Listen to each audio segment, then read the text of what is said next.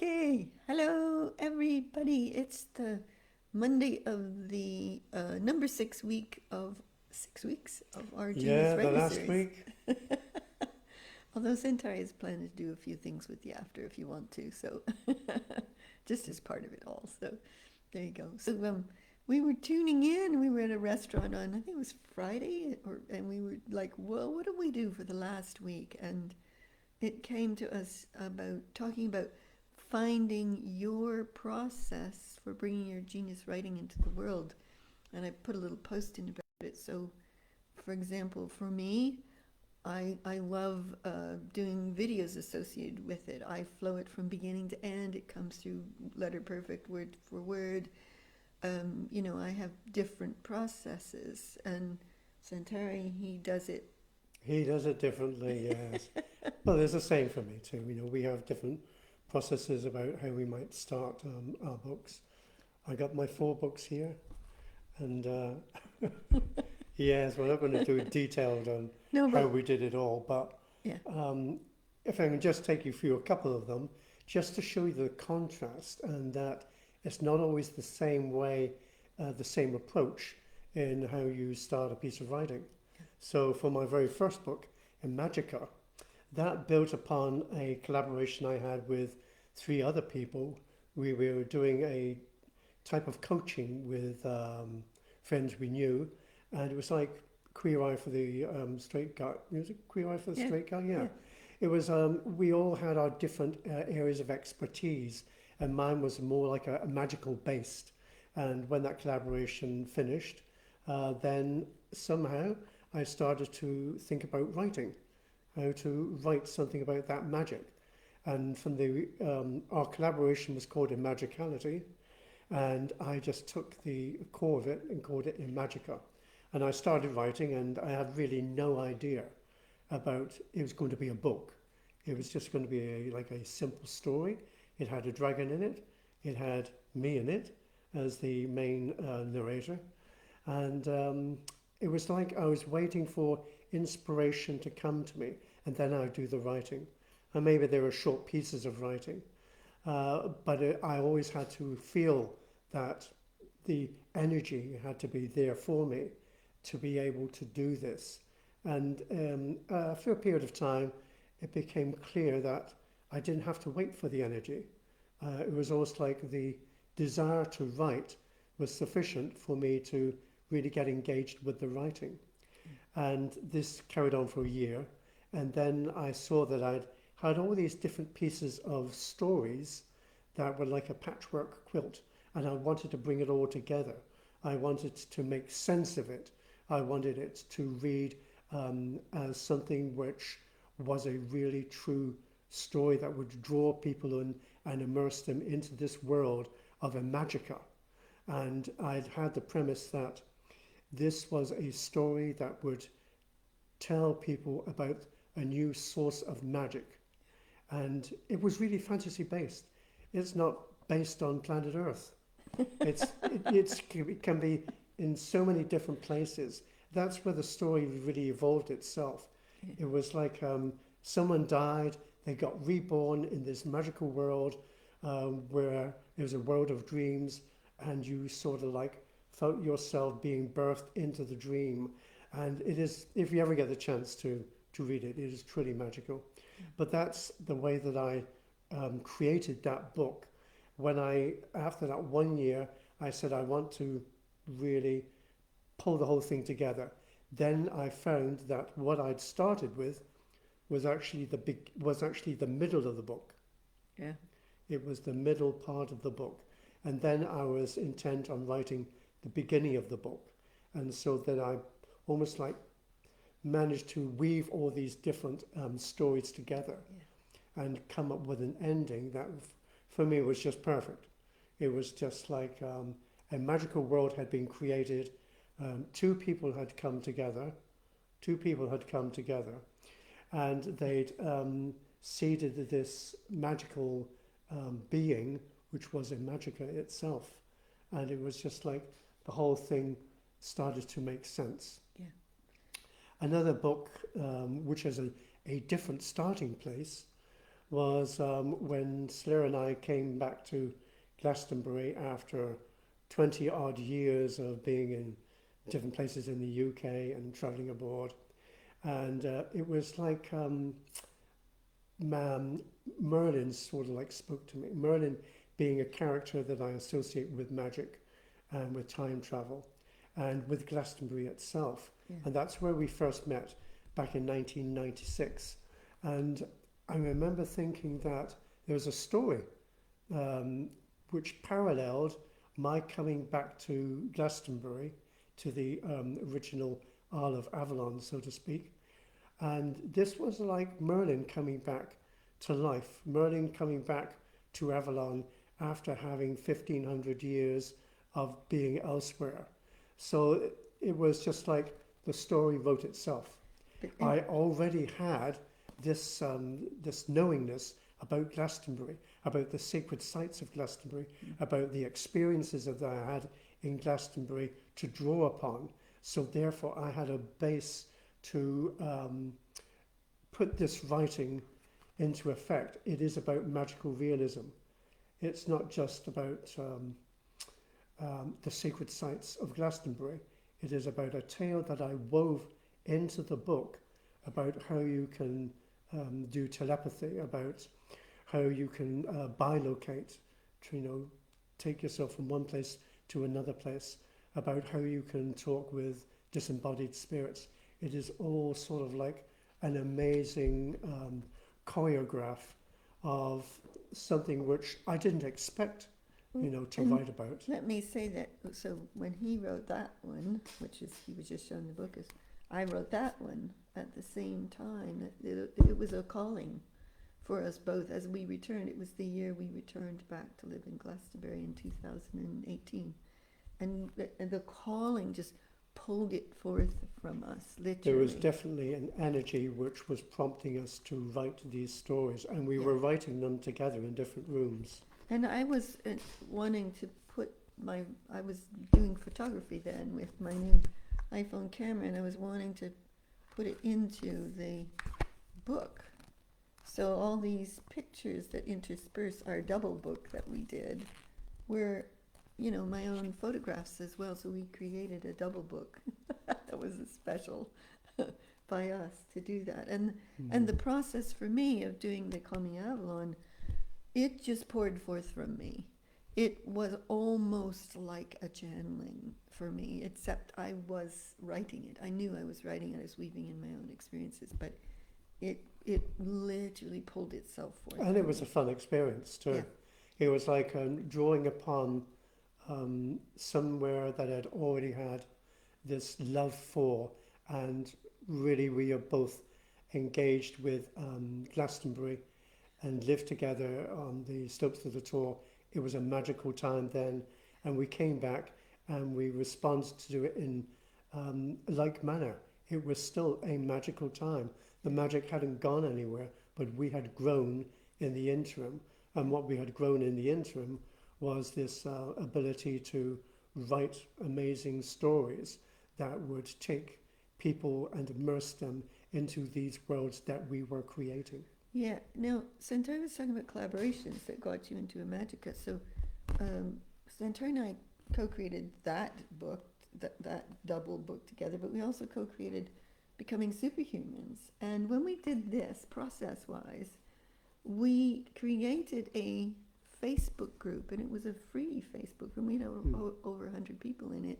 We would post chapters as we wrote them. We would do individual videos and sometimes videos together. And so by the time the book came out, it had a following for people who would buy the book. And I created this image as a symbol of collaboration, if you can see it, of all the superhuman buddy players we have all over the world. And I created that on Canva. So it was an interesting process to do this one. It was very different. It wasn't something that I would have done by myself, but having had that calling to do this together, we were just like we're doing this Genius Writers course. Yeah. What are the topics that are most pertaining to this moment that we want to share with other people? Yeah. And so, of course, we really went at it for I don't know how many weeks. Yeah. And the book really got done very quickly, Yeah. more than I would have created any of my other books. And while we're talking about collaborations, this Love Letters from the Future was a collaboration of the Marcus Maestros group. So it's, I think there's 13 or 14 of us. I saw this post one day that was, somebody wrote a love letter from the future to themselves.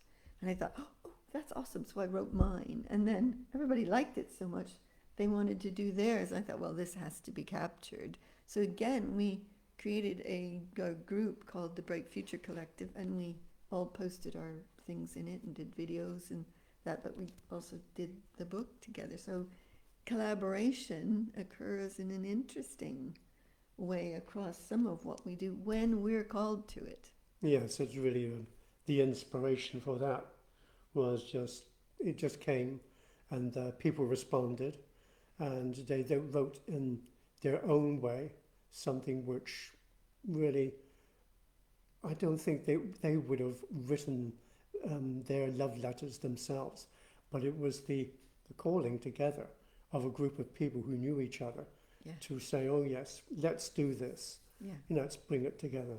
And of course Solera was the person who brought them all together, brought us all And together. did all the Word document of it and everything like that. So it was kind of fun. Whereas if you contrast that with some of my earlier books, this was the first book I published. I had written other books before it, but I hadn't published them. This is The Alchemical Coach. And The Genius Game, which came in 2012. So 2003, 2012. These are how-to books. I wrote these. They came from me and what I knew. So they're very different in a process of how I would do it. Whereas when I did Becoming Infinite, which came after Becoming Superhumans, I wrote that.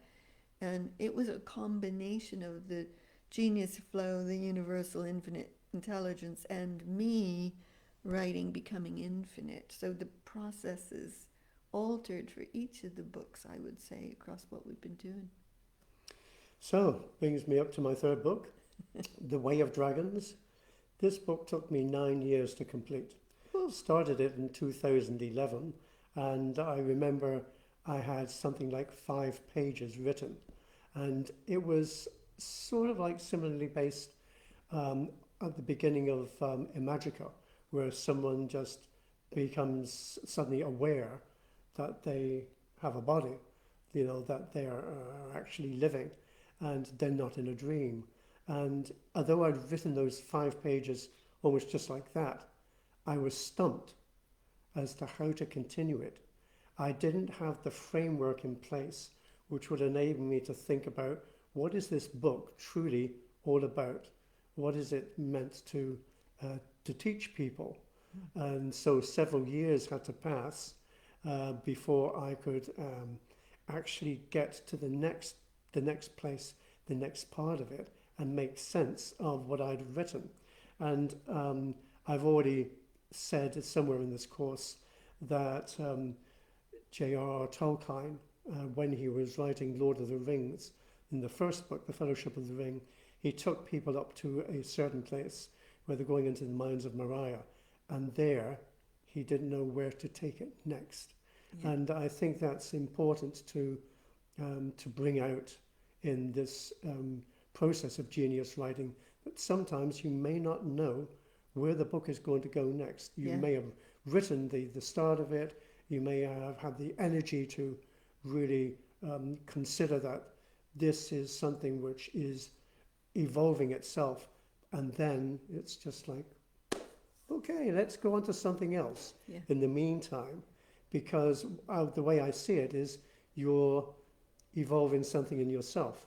You're developing something in you. And something in the world and universe at the same time, in our cases, for sure, right?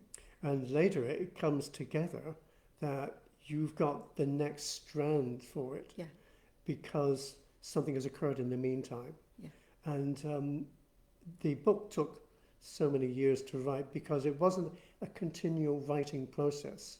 It was a stop, start, stop, start. And a good half of the book of 20,000 words was written in the final year. It got finished by the end of 2019, and then I started to publish it beginning of 2020. So it was 9 years from beginning to end. Wow. And it is autobiographical in a way. It is a fantasy autobiography. I don't know else to describe it. But it has elements of myself in there. That's where I'm drawing upon, the parts of the writing. It's myself as a storyteller. It's myself as a singer. It's myself as someone who notices something, in the everyday life and makes a story from it. So the way that you interpret all the things in your life, they're all they're all the parts of great storytelling. You can't dismiss anything. Stories abound all around you, and all we're doing really is we're taking the inspiration from life and we're threading stories together to make something fantastical and magical, and at the same time realistic. Yes. That's a huge piece, the realistic This piece. is based in this world. The Yeah. first book wasn't based in this world, but this book about me is, telling my story. It's based in this reality, even though it draws upon other elements that might be fantastical. It's still engaging in its readership. Yeah. And that, I think, is something which perhaps I always aspire to. Yeah. Well, so how do you find what suits you? Not just your process of writing, but your process of pulling the book together, the process of getting it out there, the process of drawing people to it. I did the video on the practicalities of all the innovative ways you could get, your book out there, kind of thing, as opposed to, just the normal routes. And so, like, for me, I love doing videos. I love hosting Facebook groups. I enjoy those things. Santari has a fabulous voice. He loves reading his books into audio. So there's some of the things that we're just naturally drawn to. So you want to find for yourself, like, first I would say, well, what's calling you for your writing? Is what's calling you, is it the universe? Is it the infinite? Is it source? Is it the Glastonbury tour in our case? Or, what is it that's calling you? And then, is it you writing? Is it something else wanting to write through you? What's it for? What's its greater purpose? How do you find the greater purpose of your writing, and then develop that through? And then how do you take that into the world? Well, find what you love to do. If you love poetry, then poetry is your modality. And if it's poetry, the spoken word with poetry, either video or audio, is an amazing way to do that. Or even visual. You can, if it's not long stuff, you can put it visually onto Canva, or even quotes and excerpts from it, and do things like that and post them. But you want to find your own process, your own tempo, and never judge where you are in the midst of that process and tempo, because, like Santari said, 9 years. That's a long time to write a book. But it's the perfect process for that particular book to come through. And I think also what I draw upon is I've done a BA in English language and literature, and it was obvious to me that the literature part of it, the literature module, was something that really enticed me and encouraged me to look at poetry and to the different styles of poetry. I started to work with that. It is like about bringing all the different elements of life into your writing. I have a love for words. I remember being at school, I would carry a pocket dictionary in my blazer, and I'd be always looking up the new words. What do these new words mean? So I would expand my vocabulary.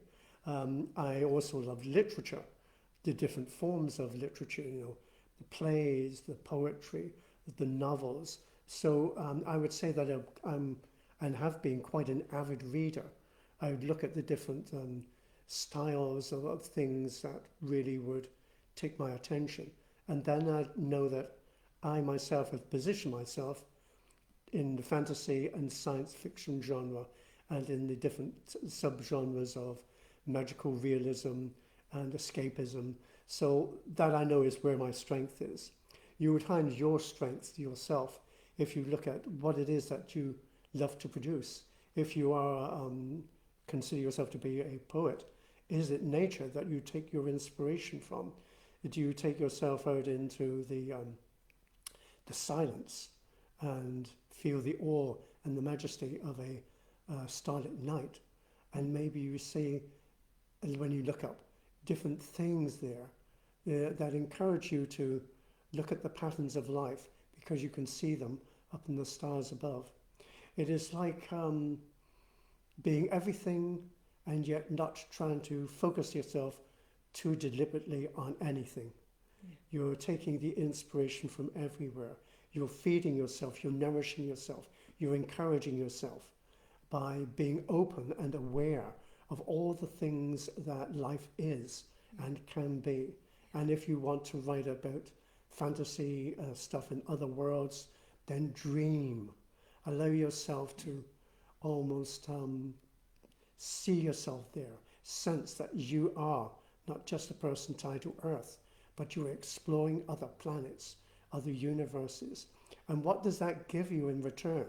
It gives you a completely fresh outlook upon life in this world, because you've seen that you've expanded yourself in different ways, and you've encouraged your love of language to give a particular emphasis to those things that you love the most, even if it sounds crazy to other people, even if other people don't live in the places where you live. It's important to know that the places that you live are the right places for you. Yeah. And you should never be discouraged from knowing that and enjoying that and embracing that. Yeah, beautifully said, yeah. And I would say supersede your normal self, your human self. Let yourself be magical, be the universe, be a superhero. I got my superhero t-shirt on today. Just had to get that in there. But Santari said, let yourself dream. He said that so beautifully. And it's let yourself soar on the wings of wonder. Let yourself become something more than you can believe, even in your physical form that you are. And then let that stream through into the pages of you. And let it find its own natural process of expression and delivery. Doing the things you love. Don't think you have to follow some process.